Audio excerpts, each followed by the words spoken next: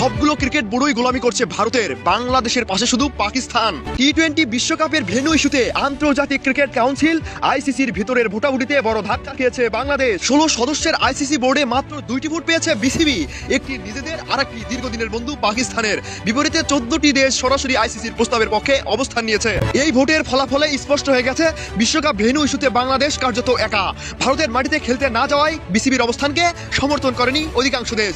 আইসিসির দাবি, নিরাপত্তা মূল্যায়নে ভারতে বাংলাদেশের খেলোয়াড়, কর্মকর্তা ও সমর্থকদের জন্য কোনো বিশ্বাসযোগ্য হুমকি পাওয়া যায় না। আইসিসি আরও জানায়, আইপিএল এর সঙ্গে সংশ্লিষ্ট কোনো ঘটনাকে বিশ্বকাপের নিরাপত্তার সঙ্গে যুক্ত করা যৌক্তিক নয়। মোস্তাফিজুর রহমানকে আইপিএল থেকে বাদ দেওয়ার বিষয়টিকে তারা বিচ্ছিন্ন ঘটনা হিসেবেই দেখছে। এই যুক্তিতেই ভেন্যু পরিবর্তনের প্রস্তাব নাকচ করে দিয়েছে সংস্থাটি। ভোটাভুটির ফলের পর আইসিসির অবস্থান আরও কঠোর হয়েছে। সুসি বা গ্রুপ পরিবর্তনের কোনো সুযোগ নেই বলে স্পষ্ট করেছে তারা, বরং বিসিবিকে নির্দিষ্ট সময়ের মধ্যে সিদ্ধান্ত জানাতে বলা হয়েছে। বিশ্বকাপ খেলতে হলে ভারতেই খেলতে হবে। অন্যদিকে বিসিবি এখনো নিজেদের অবস্থানে অনড়, নিরাপত্তার প্রশ্নে কোনো আপোষ নয়। এ বার্তা দিয়েই শ্রীলঙ্কার ম্যাচ আয়োজনের দাবি পূর্ণ ব্যক্ত করেছে। এখন প্রশ্ন একটাই, একাকী অবস্থান ধরে রাখবে বাংলাদেশ নাকি বিশ্বকাপ খেলার স্বার্থে কঠিন সিদ্ধান্ত নিতে বাধ্য হবে বিসিবি?